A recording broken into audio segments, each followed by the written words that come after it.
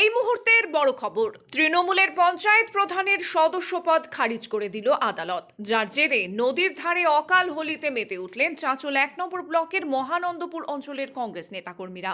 কংগ্রেসের প্রতীকে জেতা পঞ্চায়েত সদস্য মৌ দাস সরকার বোর্ড গঠনের সময় দল বদল করে তৃণমূলে গিয়ে প্রধান হয়েছিলেন।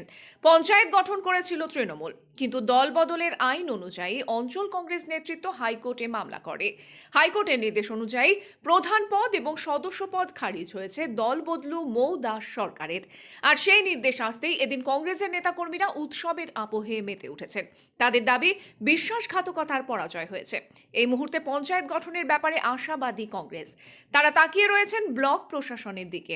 কংগ্রেসের দাবি, সংখ্যাতত্ত্বের বিচারে তারা এই মুহূর্তে এগিয়ে। দেখুন বিস্তারিত। আমরা প্রথমত খুব আনন্দে সবাই আত্মহারা হয়ে গেছি এখন। কারণ হচ্ছে আমরা সবাই এতদিন ধরে যে দীর্ঘ সময় ধরে সবাই একসাথে থেকেছি।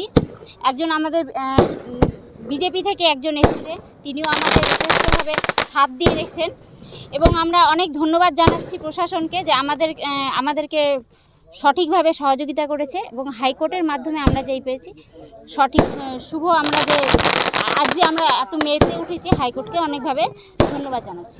এই মৌ দাস সরকার যিনি প্রধান ছিলেন, তিনি কি আপনাদের দলেই জিতেছেন? হ্যাঁ, উনি আমাদের সিম্বল নিয়ে জিতেছেন। এমনকি প্রথমবার যখন আমরা টানা রাত 1টা পর্যন্ত পঞ্চায়েতে এসেছিলাম তখন ছিল, তারপরেও তিনি তার মতামত চেঞ্জ করে, পরিবর্তন করার পর তিনি তৃণমূলের প্রধান হয়েছিল। হ্যাঁ, বিশ্বাসঘাতকতা করেছে আমাদের সাথে, আমরা যথেষ্টভাবেই করেছিলেন এবং এখন যে আমরা তাকে খারিজ করতে পেরেছি, এই জন্য আমরা প্রশাসনকে অনেক ধন্যবাদ জানাচ্ছি, হাইকোর্টকেও অনেক ধন্যবাদ জানাচ্ছি যে আমাদেরকে শুভভাবে দেখেছে এবং শুভ রায় পেয়েছি আমরা। এরপর মহানন্দপুর গ্রাম পঞ্চায়েতের প্রধান কি হতে পারে এবং কিভাবে পঞ্চায়েত চলতে পারে, কি দেখছেন? এরপর হচ্ছে আমাদের ব্লক নেতৃত্ব আছে, ওপরে যারা আছে তারাই ডিসাইড নেবেন। আমরা দলের নির্দেশকে সবসময় সম্মান জানাই। ওনারা যা সিদ্ধান্ত করবেন তাতেই আমরা মতামত দিব। প্রধান কী হবে সেটাও বলতে পারছি না, সব কিছু দলের উপর নির্ভর করছে। আমার নাম জ্যোতিকা সিংহ, আমি কংগ্রেসের একজন মেম্বার, আমি নুনাতর বুথের। গ্রাম পঞ্চায়েতের পঞ্চায়েত প্রধানকে খারিজ করা হলো, শুধু তার পঞ্চায়েত প্রধানের পদ নয়, তাকে সদস্য পদ থেকেও খারিজ করা হলো। মূলত কি অভিযোগ ছিল আপনাদের এবং কি রায় পেলেন আপনারা? আমরা মহানন্দপুর অঞ্চলে 10টি সিট জিতেছিলাম জাতীয় কংগ্রেসের প্রতীকে। তারই একজন সে মেম্বার ছিল আমাদের, কিন্তু যখন ভোট গঠন হয় সে লোভে পড়ে, কোনো কারণবশত সে লোভে পড়ে আমাদের দল থেকে গিয়ে তৃণমূলে গিয়ে নাম লিখিয়ে সে প্রধান হয়েছিল। যেহেতু আইনের পথে যদি চলে খুব ইজি হয়, যেহেতু আইনে আছে 1/3 যদি না যায় মেম্বার, তাহলে ওর মেম্বারশিপ খারিজ হবে। সেই হিসাবে আমরা হাইকোর্টে কেস করি। আমাদের অঞ্চল নেতৃত্ব হাইকোর্টে কেস করে, সেই হাইকোর্টেরই রায় এসেছে, তার সদস্যপদ খারিজ হয়েছে। তাহলে এই মুহূর্তে কি পরিস্থিতি থাকছে ওই পঞ্চায়েতে এবং আপনারা পঞ্চায়েত গঠনের ব্যাপারে কতটা আশাবাদী? আমরা পঞ্চায়েত গঠনের ব্যাপারে পুরোপুরি আশাবাদী এই জন্যই যে আমাদের কাছে ম্যাজিক ফিগার আছে, আমাদের কাছে মেজরিটি পার্সেন্ট আছে। কারণ যে মহানন্দপুর পঞ্চায়েত 20টা বিশিষ্ট আসন, সেখানে একটা বিজেপি, একটা সিপিএম, আর বাদবাকি হচ্ছে 18টার মধ্যে আজকের 21টার মধ্যে 18টার মধ্যে 9টা আমাদের কাছে, আর 10টা আমাদের কাছে এখন মেজরিটি পার্সেন্ট আছে।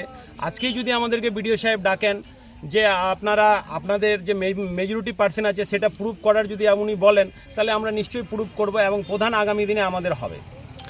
এবং এক্ষেত্রে প্রশাসন কি জানিয়েছে আপনাদেরকে? না, এখনও অবধি প্রশাসন কিছু জানায়নি, কারণ যে উনি গতকালকে যে অর্ডারটা করেছেন, তারপরে আজকে শনিবার, আপনারা জানেন যে শনিবার রবিবার অফিস বন্ধ থাকে। আগামী সোমবারে আমাদের একটা প্রতিনিধি দল আমরা বিডিওর কাছে যাব। উনি কি করবেন সেটার অনেক কিছু নিয়ম আছে, সেই নিয়ম হিসাবেই সব কিছু হবে। কিন্তু আজকের দিনে আমরা ম্যাজিক ফিগারে আছি।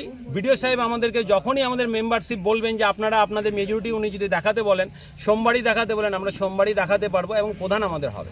সেক্ষেত্রে আপনাদের যে প্রতিনিধি জিতে তৃণমূলে গিয়ে প্রধান হয়েছিল, তার যে সদস্যপদ খারিজ হলো, সেই বুথে যদি উপনির্বাচন হয় আপনারা কতটা প্রস্তুত?